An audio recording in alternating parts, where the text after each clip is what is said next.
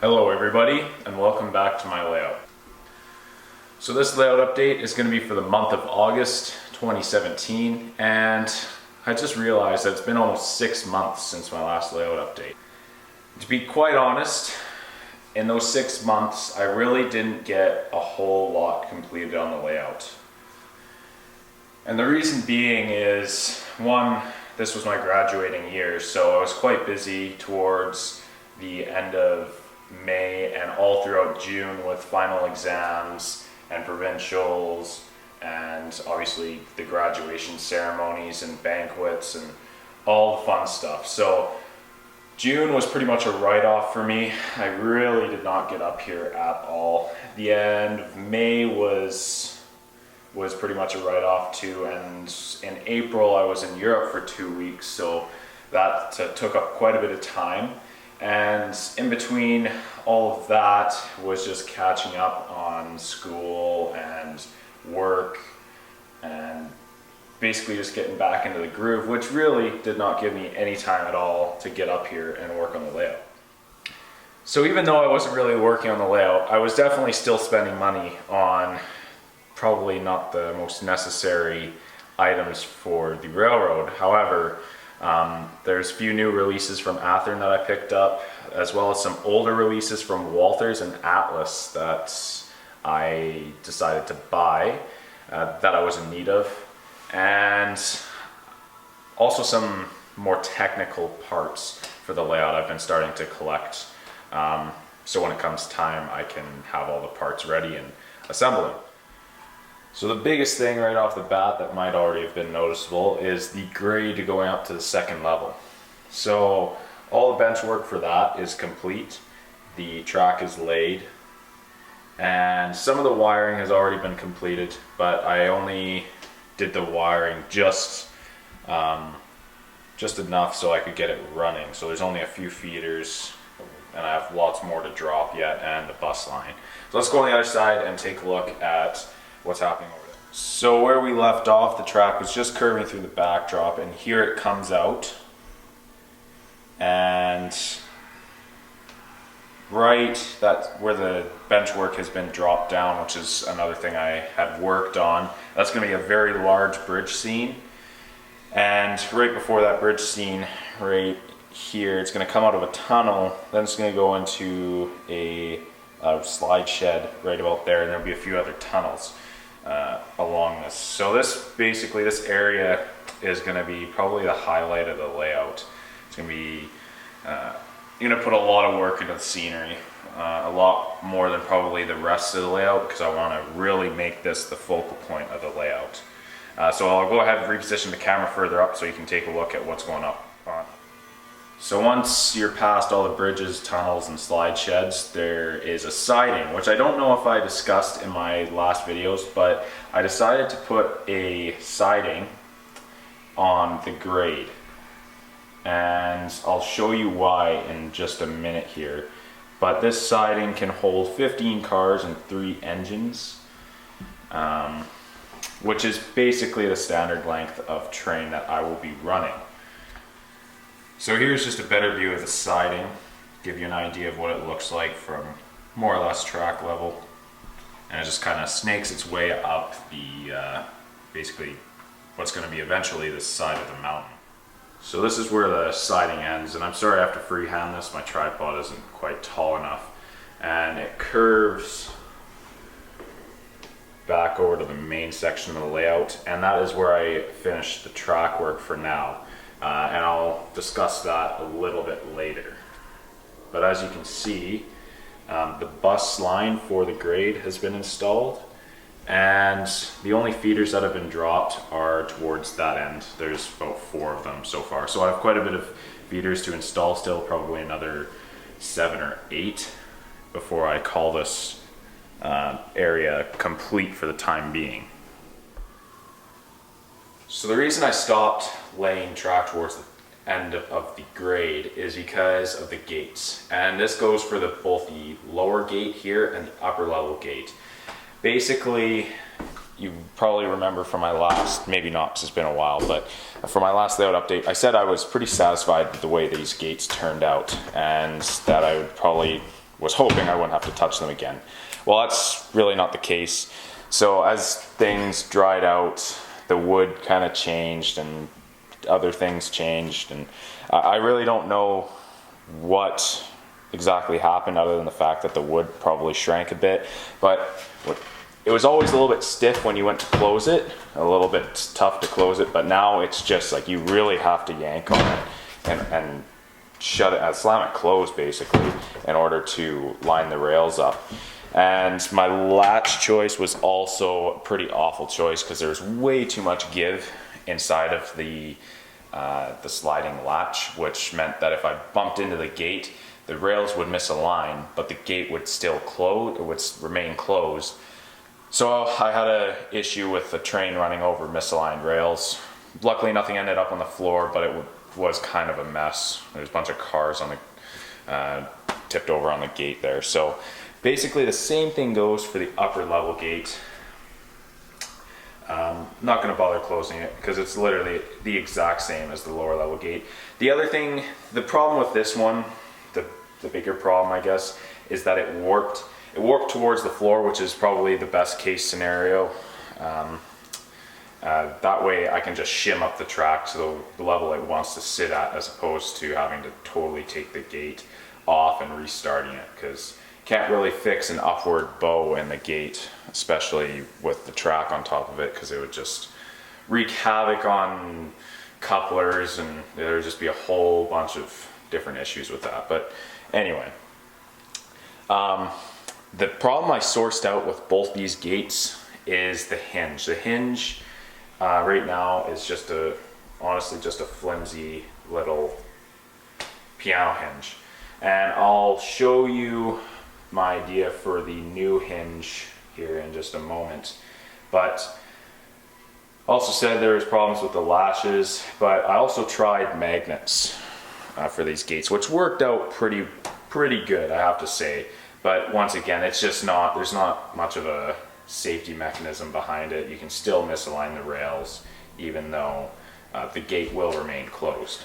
So let's move over to the third gate, which is actually the best gate right now, honestly, in terms of its working capabilities. So let's take a look and see what I did to it. So like I said, this gate actually turned out the best out of all of them, and it's probably because it's not as odd of an angle as what the gates over on the other side of the layout are. This one meets at a perfect 45-degree angle and it fits nice and snug. Now I'm still, however, running into a few issues with the piano hinge because I did use the same piano hinge for all the gates, so that's going to be replaced when it comes time.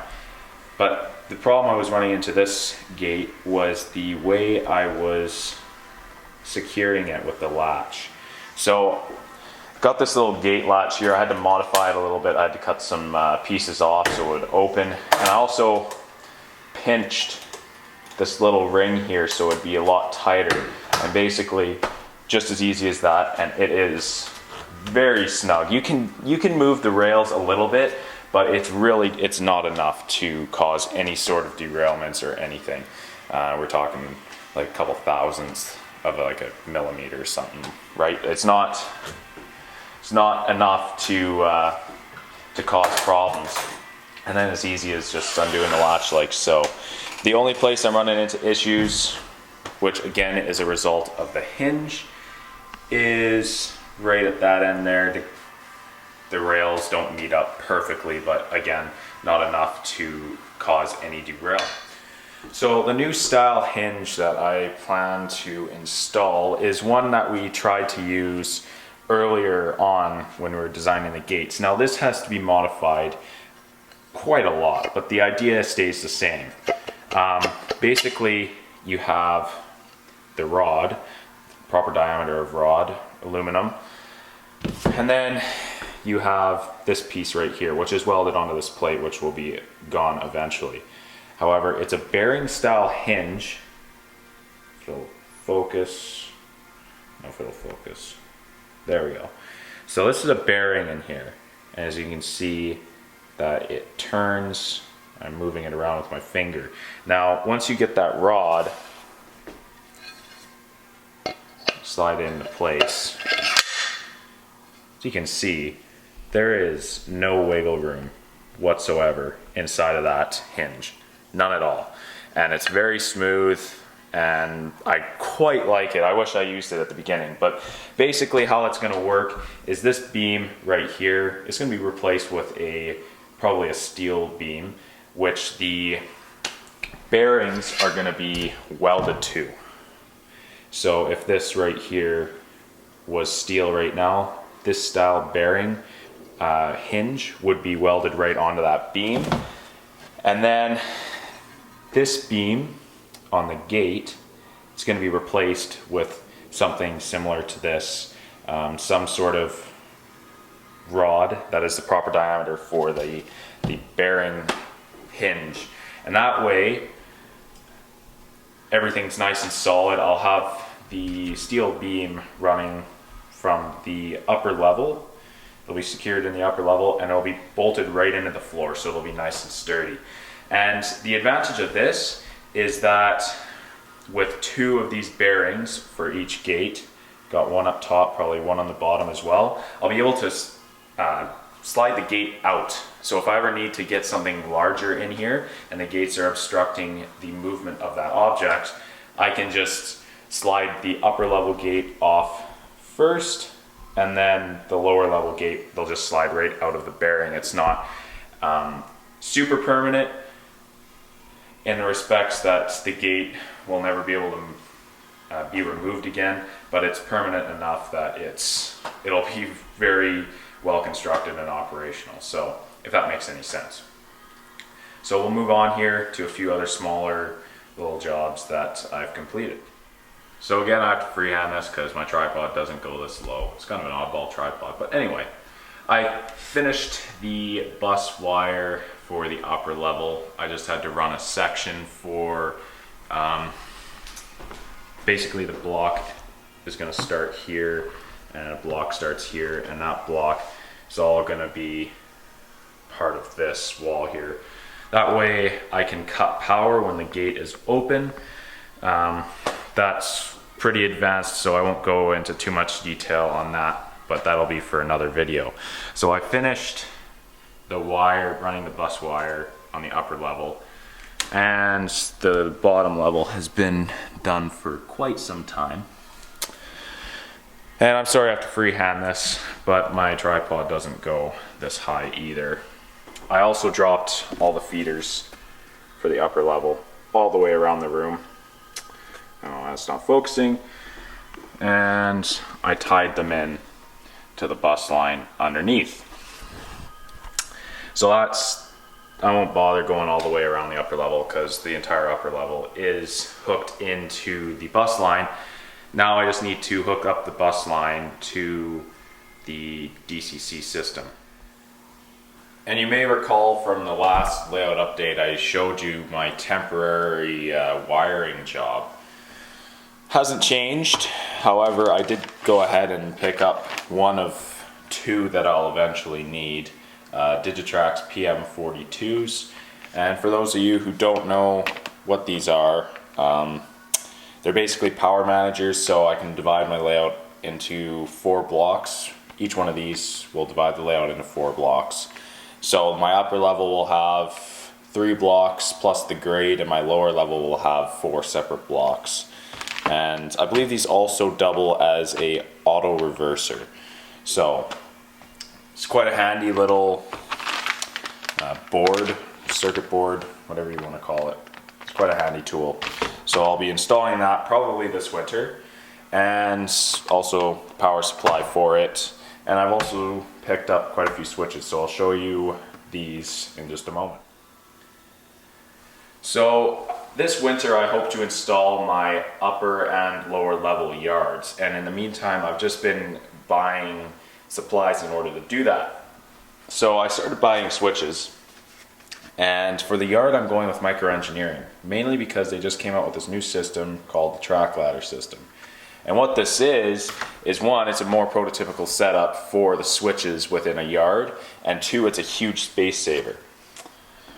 So this is an intermediate track ladder piece, and basically you can see that it's cut off just after the frog, and essentially the other half of the switch has been moved down. And what this enables the switch to do is the throw bar slides underneath this pair of rails, which condenses the switch quite a bit. And because of this, I'm able to fit an extra storage track, which my plan never called for, because my plan was number 5 turnouts. And I'll show you what I mean, how much space it really does save. Just give me 1 minute. So here we have a comparison. In the front here, the templates are Walther Shinohara number 5 left-hand turnouts. In the back here is the Micro Engineering track ladder system. These are both number 5 switches. The Walthers, as you can see, 3 of these is equivalent to 4 of the track ladder system. And the reason being is because you have all of this dead space right in here, which the track ladder system eliminates. And this isn't necessarily a bad thing. All it means is that your tracks are going to be spaced further apart within your yard, and it'll look all right. I mean, that's what I did for my last layout, and I didn't see a problem with it, but it did take up quite a bit more space than what I wanted it to. So this track ladder system I definitely recommend if you're looking to build a prototypical yard and fit more tracks within it. So other than this, let's go check out what's new. So real quick, before I show you new products that I've picked up over the last couple of months, this is what I'm calling east end of the yard, and as you can see, I've kind of mocked it up, kind of just testing out different configurations and whatnot. This is kind of what I've settled for. Now obviously you have your storage, rival departure, all that sort of jazz right there. Up top is the runaround track, and in the in the top corner of your screen there, that's going to be the engine terminal. And basically, I haven't decided yet. I think I might go with the track ladder system as well in here, but still kind of deciding on that, whether or not it's really necessary, because I do have a lot of space to work with in there, and I don't really want to jam pack it with just engine tracks and whatnot. So for sure, I'm going to have 4 tracks. 3 will be in a shop, and another one will just be outside. So it'll be a big engine shop over there, and then up top here, that's where the sanding and fueling is going to be. I'm also thinking maybe about like a maintenance of way track somewhere in that area for like a snow plow and caboose and whatnot, but I might move that to a different spot in the yard. So let's go ahead now and take a look at the new products I've picked up. So I have a ton of new rolling stock and a few new engines to show you. So I think the quickest way to go about this is just kind of doing a slow run by. So I'll start off with some of the older releases but new to the layout, well, with the exception of the motive power on this one. But I picked up this brand new released Athearn Genesis SD70i number 5602. It has Tsunami 2 sound in it, and I'll do a more in-depth review as a separate video later on. Next up is 4 of these older release Walthers auto racks. I have 2 CN, 1 TTX, and 1 GT. Those aren't anything special. I've had these in the past. I got rid of them before I tore down my last layout, mainly because they just looked kind of weird on the 24-inch radius curves that I had. But now that I have bigger radiuses, I'm starting to collect them back. Then I have this Walthers 3-pack CN intermodal cars. These are 53 foot with GTW reporting marks. And then this last one is an Athearn ready to roll 56 foot container car. And you know, honestly, I'm not sure why I picked this up, because it's one of those oddball container cars. It's still, obviously you can still put regular containers in there, but basically they're fit for these, I guess they're UPS containers, and they're just kind of an odd length. So I'll probably not end up using those UPS containers because I don't think they really have them in service as much anymore. But well, definitely not on the CN and CP, but I'll definitely use it as just a regular intermodal car, and I'll have to patch out those 28-foot, I can't even read it, but there's special signs on there regarding the size of container that this car is supposed to handle. So now I'll get the new releases set up here, so stay tuned. So next up are basically all new products released by a few different manufacturers except for one. And this first, well, the second locomotive you've seen today from me is this newly released by Rapido. If my camera will focus here. It's a brand new release from Rapido. I'm sure pretty much all of you have seen these, whether it's on Facebook or YouTube. There's tons of reviews out there. I'll probably end up still doing a review on this because it is such a fantastic locomotive, and I'll probably end up buying a second and selling my other F40, which is in the older paint scheme. But yes, wonderful models, and in the review I'll go over sound, but just for this video I'll keep it running in silent mode. After that we have two CP Athearn ready to roll 60-foot Gunnarsson boxcars. Great cars. They always have awesome detail on these Gunnarssons, so I always like to order a few when they do announce them. And then after that, three more CP cars. This time they are the 3-bay Trinity hoppers. The Trinity hoppers by Athearn are also really well done. Lots of detail on them. I have quite a few of these, but because they released them in the CP paint, which isn't that often, I had to pick up all three of them. After that, got some CN rolling stock. This one coming up here, well, these two actually are also Athearn ready to roll 60-foot Gunnarsson boxcars, and obviously in CN paint with a DWC reporting mark. There's three of these. I only picked up two. I'll probably end up picking up the third because they are such nice cars.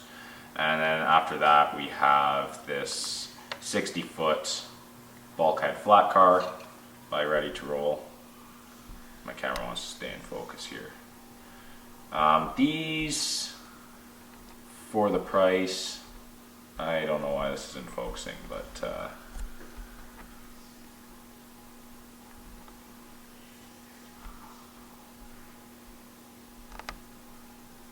there we go.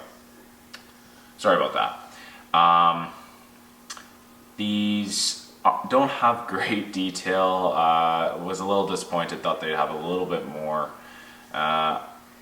Probably isn't worth doing a review. The other thing I found with these cars is they're extremely light, so I don't know, this isn't one of Athearn's best releases in my opinion, especially for the price. Now I'm in Canada, so with the US to Canadian dollar it hurts a little bit, but yeah, for the price I paid and the limited amount of detail, I don't think I'll buy these again. But I'll continue showing you the rolling stock. This next one up here is also a CN car. This is a release by Athearn. I'm not sure, forget the actual model of the hopper, but I believe it's an ACF 3-bay hopper. This one has great detail, seems to run pretty well as well. And after that, I have two more Athearn ready to roll bulkheads, 60-foot bulkhead flat cars. First one is in BC Rail paint, and then the second one is in TTX. And after that, last but not least, these two also Athearn ready to roll TTX 60-foot Gunnarsson boxcars. The first one is a patched GTX boxcar, and then the second one is their current paint scheme that you see commonly running around. So that is all the new products I've picked up. Rolling stock wise, I do have a few other things that I picked up, which I'll go ahead and show you now. So for whatever reason lately, I have been buying lots of intermodal related items, I guess you could say. I've been really big into collecting the intermodal cars, and obviously the auto racks kind of fall into that same category, mainly because I plan to have a fairly large intermodal yard on this layout. Well, I've been collecting lots of containers slowly, but I guess they add up pretty quick because I actually didn't realize how many I had. But these first are, I believe these are Concors. I have two of them. I got them actually just for a trade. I found a few cars that a guy was looking for, so he traded me a few containers and a set of well cars. Actually, that 3-pack that I showed you earlier. So I got two of these Cargo Cool CN Concord boxcars. They're not bad. Concord really isn't my first choice for the containers, just because they only work well with themselves. I mean, really, every container manufacturer kind of works with themselves, but at least with the Walthers and Cato and Athearn, they kind of fit if you force them, but the Concords are just completely reversed. I also got, with that trade, I also got this China shipping container. Nothing too special there. I believe that's an Athearn.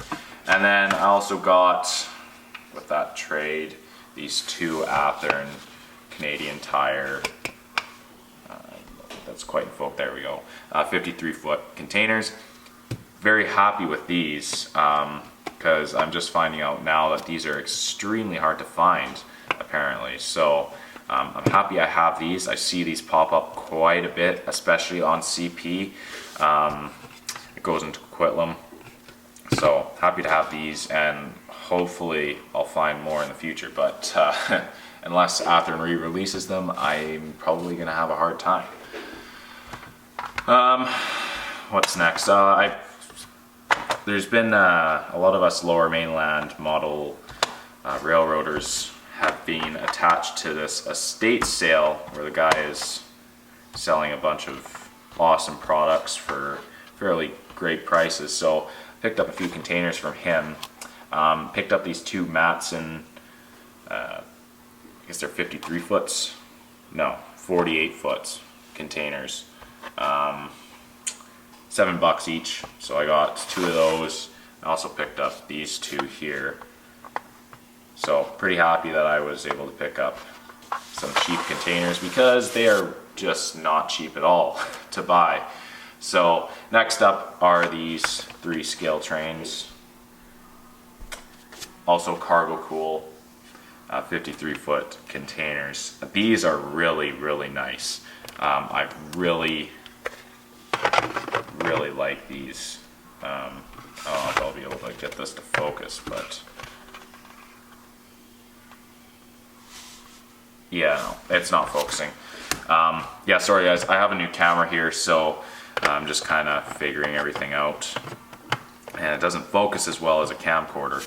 But anyways, these are really, really nice containers. Scale Trains did an excellent job on the containers that they are releasing. I'll probably end up buying a few more from Scale Trains. Well, one, I kind of need them, and two, they're just great looking containers. And these last 3 containers are released by Athearn, and these are MOL 48-foot containers. So I also see these pop up quite a bit on CN, so just kind of had to have them because I'm sticking more so to the Canadian railroads now. But anyway, that's all of the new stuff that I have picked up over the last 6 months. I've spent more money than I have working on the layout, but things are coming along slowly, and I'm just kind of more so, especially with the containers, preparing for the future, having these ready to put on the layout and filling up the container trains. So with that, we'll go ahead and wrap up this layout. Well guys, this pretty much concludes this layout update, and I apologize for taking so long on getting another one out. It's been a long 6 months, believe me. Just lots to do, lots had to get done, so that didn't really give me a whole lot of time to get up here, but winter is approaching pretty quick, believe it or not. But so I hope to get lots of work done over the winter. It just depends on what school looks like now that I'm moving on to post-secondary. So thanks guys for watching. I hope you enjoyed. Don't forget to comment, like, subscribe if you would like to. I'm not going to try and force you to do that, but to end this layout update officially, I'm going to leave you with a video of this intermodal train you probably see on the right hand side of your screen, climbing the newly installed grade. And I have to say, it looks pretty awesome, even though it's just a bunch of cork, plywood, and track. So stay tuned for that, and that will conclude this layout update. So thanks guys for watching, and we'll see you next time.